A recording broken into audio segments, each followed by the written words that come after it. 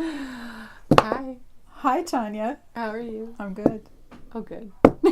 I'm Tanya. And I'm Anna. And we're the Paradise Patriots. What do you want to talk about today? I'm going to calm myself down. And I'm not... Take a couple deep breaths. I am. I'm not going to go overboard. Or I might. We're going to talk about federal recognition. Okay. For the Native Hawaiians. Because there's a lot happening right now. There is. There's a lot happening. We had...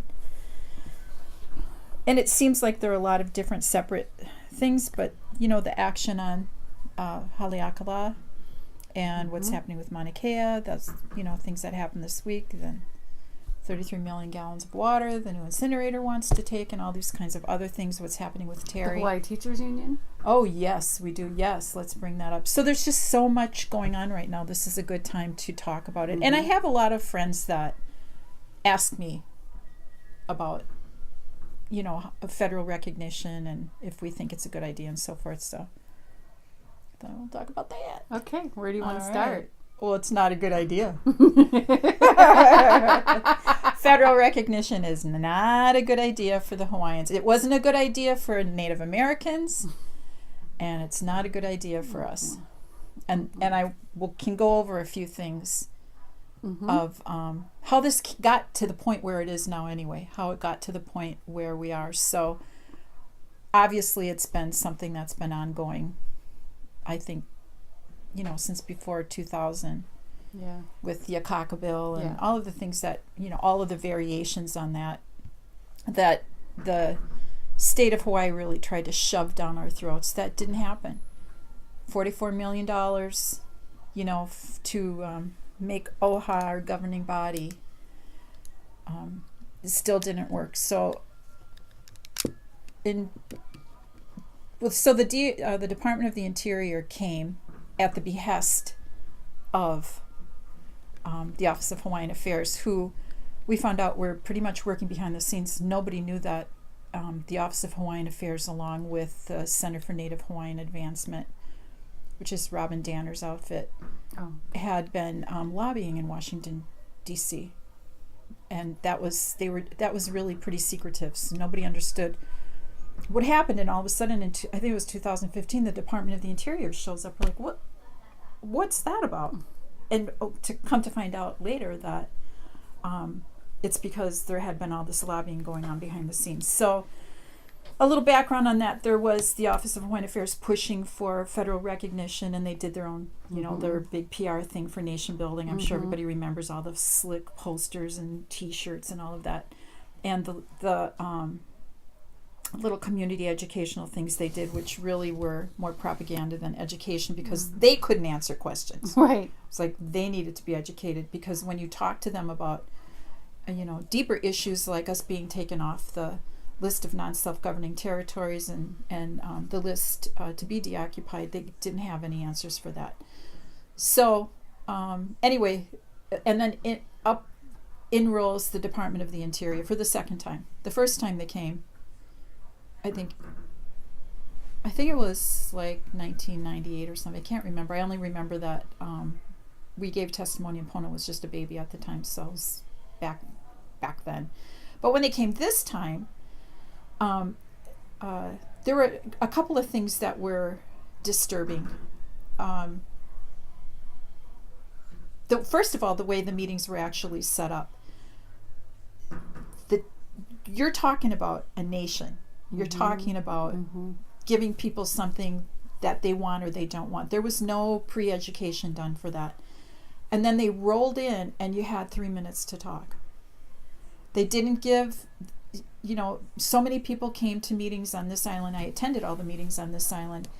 A lot of people were turned away because they didn't even allot enough time. I don't know what they were assuming. They were assuming that people wouldn't show up. And it's a lot of typical things that happened. The buildings were really hot. There was no ventilation. It was very uncomfortable. You know, that's just... that's normal. Yeah, that's normal nonsense they do to try to... playing, right. Dissuade people. The places were heavily armed by the DLNR. That was really insulting, to roll up to a meeting when they're talking about, you know, taking your sovereignty away from you, basically, is how I looked at it, and being met with armed security at every everywhere you went. So it was insulting, and it was insulting that they were low-level people that came, right? If you're talking about a nation-to-nation relationship, or even, internationally, it should have been the Secretary of State. And a lot of people said that. Anyway, overwhelmingly, everywhere they went, I think at least 97 to 98% of the people told them to get the hell out of here. And so all of that testimony was refused. Wow. And the Department of the Interior went to this online submission where you had to submit yes or no online. And then, as I understand it, people that were tracking that said that there were actually loads of postcards that just came in that just said yes, yes, yes, yes, yes. So it was rigged. That was rigged. Interesting. Also, the prerequisites that I think the amount of people that had to be on board with this had to be a certain percentage. So Kanai'olavalu was created by the state of Hawaii, which in my opinion, again, the state should have had nothing to do with it, but they funded the roll, which was called the Hawaiian Roll. And there was a roll done before this. I can't remember. Kauinoa was the roll call before this. So this Kanai'olavalu, you had to sign up for it. And then the sign-up period closed. And I went through and I looked at it, and I'm telling you the truth. My dead relatives are on there. So how could they have signed up when they were deceased? My husband and son were on there. Their names are on there. My family members who, my nieces, my nephew, two of my brothers-in-law. So I called them. I said, did you sign up for this? And they're like, no, we didn't. Come to find out, they rolled over Kauinoa, but they also rolled over anyone who had applied for any kind of funding or anything from the Office of Hawaiian Affairs. Their names automatically went onto the list, and then you had to go and get your name off the list. Oh my goodness. But if you didn't know your name was on there to begin with, you wouldn't know to do that. Right. So when I confronted them and I said, well, I have two relatives on here who are deceased, you had to bring the death certificate to get them off the list. So when you really, really looked at, actually, that whole thing should have been invalidated at that point, because that was a consistent thing that people talked about over and over again. Not only did that happen in my family, but other people's who would have never signed up for that found their names on there, and then there wasn't really any protocol to get your name off. They had to create it. So it was right there, was already so corrupted. Because they started with some kind of list. They rolled over the old previous lists. one, right. And anyone who had applied for any kind of that's so crazy. function or any kind of funding or any kind of help from the Office of Hawaiian Affairs, all of those names were added to that list. So the list was fraudulent to begin with. So now you have $44 million that got poured into something nobody wanted, a fraudulent list to support their nonsense that they wanted to bring in, and then the Department of the Interior showing up without anybody asking them because there was lobbying done, and none of the Kanakas really knew that was going on, because it was a mystery why they were here, and it was like you heard about it, and 3 weeks later they showed up. Wow. Right. So the second day of testimony, I think either one or two of them, I can't remember, left because they were so pissed off at the way they were being treated. Wow. Because they got blasted. Well, of course you're going to get blasted. You think you're going to roll in here and we're going to be so happy to see you? Nobody asked. No, you weren't invited. Right. And that's pretty much what they heard over and over. You weren't invited. You don't belong here. If it's anybody, it should be the Secretary of State. And, if you want to help us out, deoccupy Hawaii. It was pretty much the feedback they got. Yeah. So to rig it even further, the verbal testimony was tossed out. I can't remember what the reasoning was for that, and you had to go to this. You had to submit written testimony, and in the submission say if you oppose or are for it. And then I said, like all of these cards came in that supported it. So then after that came the con. All right, so the Office of Hawaiian Affairs holds this con, but that was invalidated, right, through a court proceedings. So what they did was anybody who wanted to be a delegate could come. So now you really had no representation Right. because you never got to vote your delegate in. Right. Even if you believed in it, it still was illegal because you didn't vote for your delegate. Anyone who wanted to come could come. So all of these anyone who decided they wanted to be a delegate could show up. Wow. So they ended up in Oahu, locked in this gated resort golf course thing, and they started to deliberate the con. Oh my God. With no elected delegates. All of the delegates were unelected. They just could show up. And they were all, according to where they came from, they were reimbursed, I can't remember, like, $1,000 or more to come there and vote on this con. The whole thing sounds... It's insanity. Yeah, it was insanity. And none of the public could be there. So if you wanted to go and listen, or you wanted to, or you wanted to give your opinion, people were arrested. That's what they called, I think it was Gate 88 or whatever. People were arrested because they wanted to go in and participate, or they wanted to be part of it. They wanted to hear what was going on, and they weren't allowed access. So they were also locked out of the process. And then that process went to that I can't vouch for actually whatever happened with that Constitution. I don't know where it is now. But the Department of the Interior did pass, and they didn't pass that federal recognition happened. What they did was they allowed an avenue for it to occur, and so that's where we are now. But the entire process is so corrupt, right? Because they know where they want to steer it. Who runs the state? The Democratic Party.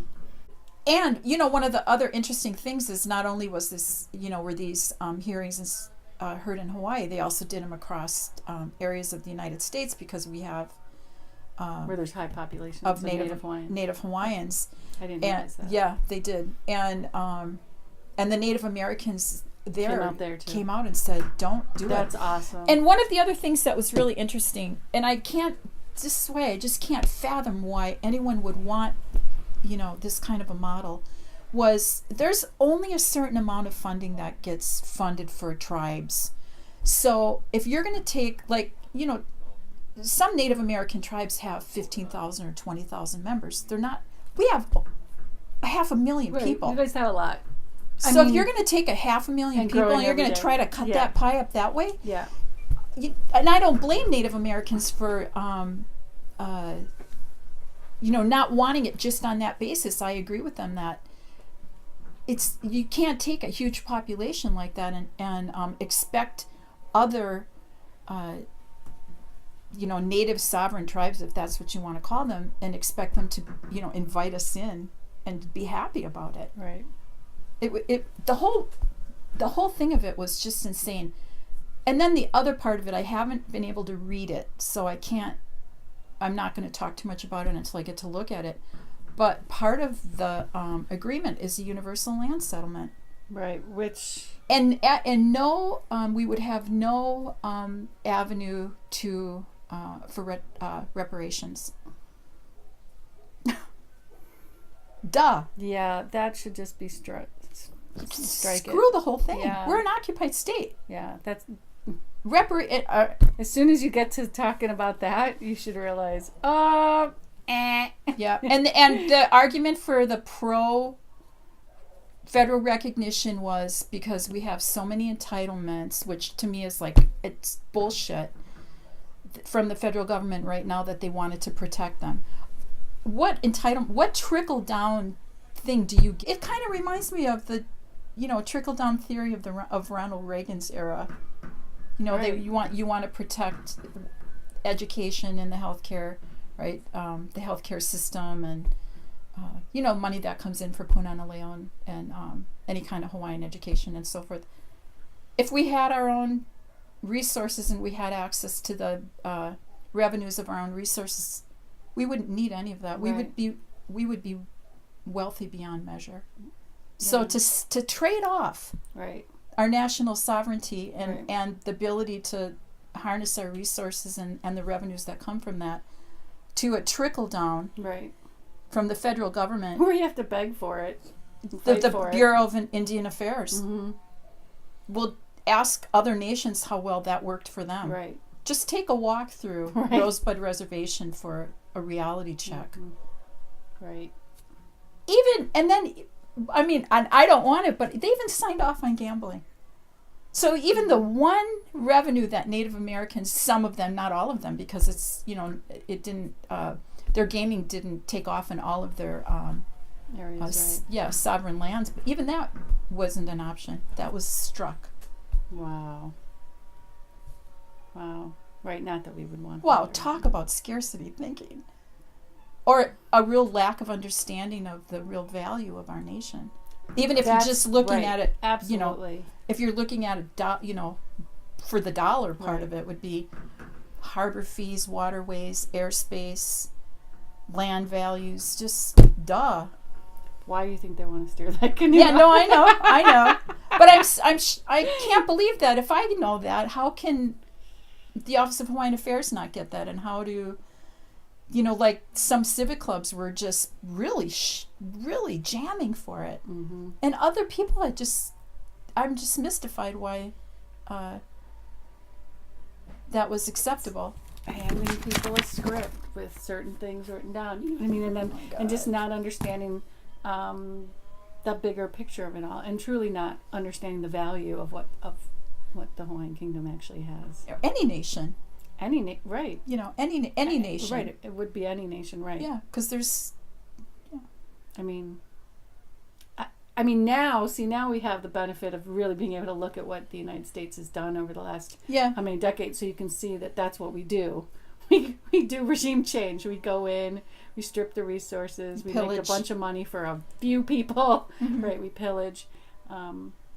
So there are people in the United States that understand the value, of the lands and of the resources that exist. They don't want the people of those lands to understand that. The idea, and that's going to lead to like the next, just kind of where we are now. So that's open, and I don't know where that Constitution is yet. And obviously, the Trump administration is not favorable to federal recognition. So if if there's one thing that he's good at, it's not going to fly. No. With this administration. No. So there's an 8-year window here for something else to happen, which then leads to what happened in the Permanent Court of Arbitration. Which is and I don't know a lot of details about it. It's the Lance Larson's case that went to the Permanent Court of Arbitration in The Hague. And which has been there since like 2000? 2001 or 2000, yeah. Right. It's been there. It's worked its way through with Genocide, and you can read about it on the Hawaii Kingdom blog. I think there's information on there. There's a lot of stuff around Facebook, and I appreciate everyone's feedback on it. I understand that it can't hold the United States accountable for anything in terms of it. They're not going to be able to go in and force the United States to leave here because, the United States didn't show up at the hearing. Basically, that's what happened. But and there have been other countries that have moved cases through the Permanent Court of Arbitration that are, have substantial issues and have gotten favorable standing with them. So what it does is it gives the international community another lens to view what's happening, right? And so when I look at it, what I understand it to mean is that they agree that we are an occupied nation. One of the posts I'm going to read by Alexander Pay, because to me, he had the clearest view of it, and there's a lot of different views. I'm not discrediting anyone, but to me, as I understood it, I think he articulated it very clearly. So he said, what does the Republic of the Philippines, the People's Republic of China, the United States of America, Peru, Ecuador, East Timor, and the Hawaiian Kingdom have in common, according to the Permanent Court of Arbitration? All of the nations were listed as and verified as independent nation states with international disputes before an international tribunal in the Netherlands. It does say that, but then Yeah. like later it says, it kind of like counters that, saying that I guess it is because the United States didn't show up, you know, that, Right. and so that kind of like discounts. So I'm confused. Well, actually. so he says, if you still don't believe Hawaii is a country, The Hague would beg to differ. You simply cannot pretend to be a country before The Hague. They will not accept disputes of any unverified nation state. Before proceedings can begin in The Hague, you have to be verified as an independent nation. Oh, before it even gets to the Hague. Yeah. Okay. So the Hawaiian Kingdom, through a dispute between a private entity, Lance Larson, and the Hawaiian Kingdom, proceeded at the highest level of international proceedings between 1990 and 2001. Okay, so, and I know there's a lot of dispute about that, but that's Right, and I'm how I looking at understand an it. older document, but I'm just what confused me was it says that basically the tribunal is precluded from consideration of these issues because of the fact that the United States was not a party to the proceedings and didn't consent to them. Yeah. I just don't understand why that's a reason. I don't think it is, because other countries not that a have reason. had other countries that have had disputes. And that's in here, like East Yeah. Timor, and Yes. that's all outlined in this Yeah. document as well. The proceedings were allowed to proceed even though the opposing party refused to participate. Mhm. So fast forwarding to why it would be a big deal is because we would be we are recognized. We would be recognized internationally as an occupied country and an occupied- occupied state. Yeah, an occupied state, which is huge. If that is now the consciousness of the international community, Right, which if would it be shifts awesome. that consciousness, because this international court has recognized that, and as I understand, a tribunal of judges is being assembled to come to Hawaii for the next phase of interviews and so forth. So now they will take testimony, which is huge. Huge. Right. It is huge. So it's bigger than I can get my head around. And right coming now. off the heels of that is then the HSTA. Yes. So you Institute. talk about that because Well, you so know that's more about interesting. it. Well, because that's Genocide too, right? So he announced in this video, and we all saw it on Facebook, that a group within this HSTA somehow convinced the curriculum to be changed and to show and teach that we are here in an occupied state. Right. The National Educational Association, right? Right, the NEA Yeah. will publish an article that documents the illegal overthrow of the Hawaiian, I hate when that happens, of the Hawaiian monarchy in 1893, the prolonged illegal occupation of the United States in the Hawaiian Kingdom, and the harmful effects that this occupation has had on the Hawaiian people and resources of the land. This is huge. It is enormous, along with this international recognition. Oh my God, right. Just, Yeah. I mean, That's how I understand it from the what energy Walter is Riddy was talking completely about. shifted. Yeah. Yeah, so. And the preparations for the judges are being selected now, and this next phase of a tribunal will arrive, and we'll see what happens from there. But it's huge. Yeah, it's time to go fact finding. I love that. I mean, Yes. that was right. Sai's Right. quote. It's time to go fact finding because we've been given so many non-facts. Revisionist history. Yeah, exactly. It's even more than revisionist history. It's It's- genocidal history It is, and Yeah. it's written that way. to erase us. Yes. Not only to erase the Hawaiian Kingdom, but also just to be able to do what they're doing now, which is raping and pillaging the land. Yeah. Yep. You know, and to utilize the resources. I mean, it's kind of like, because revisionist history starts before they even get on the land. You know what I mean? Now, right? They've gotten really smart. The whole Venezuela video we did. You know what I mean? Yes. They start the revisionist history as propaganda to the Congress, to the people here, and so they've taken that so far in a direction now. Right. Even when you look back at the Hawaiian, at the Hawaiian newspapers, and one really good that one act play of the annexation and the Ku'e petition, and within that, when you look at the newspaper articles and things like that were going around the mainland with Lilia Kalani, and really, really racist, showing her dressed like, a monkey in a dress, and it's really awful. Right.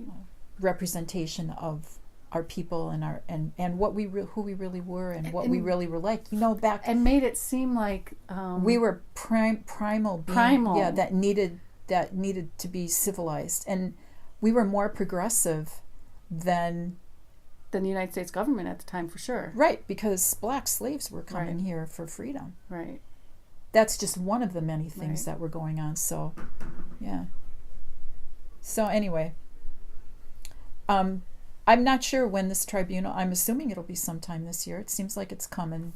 So one place if you want to keep track of this, the best website on the best page on Facebook is Protest Federal Recognition, and the Hawaii Kingdom blog. HawaiianKingdom.org. Yeah. Yeah, on the internet. The Hawaiian Kingdom blog, for sure. And then on and we could put all these links. Yeah, on Facebook. Yeah. Yeah. Hilani's done a really awesome job of keeping track of everything. So thank you for everyone involved. Oh, so much people. They're just brilliant. I just have to say, our people are just brilliant.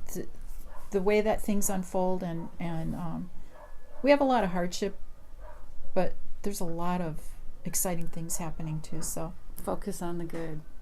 Focus on the good and acknowledge the bad. Yeah, and do some counter it. Exactly. Take some action. Take some action. Take some action to slide that down. Yep. Exactly. So well, thank you. Thank you. So I'm Anna. I'm Tanya. And we're the Paradise Patriots. Aloha. Aloha. Don't forget to like our YouTube page. Go to our YouTube We keep forgetting page. To do that. We do forget. What do you do? Subscribe. Subscribe to our YouTube page. YouTube page. And like us the videos as soon as they go up. Exactly. And like us on Facebook. Thank you. Aloha. Aloha.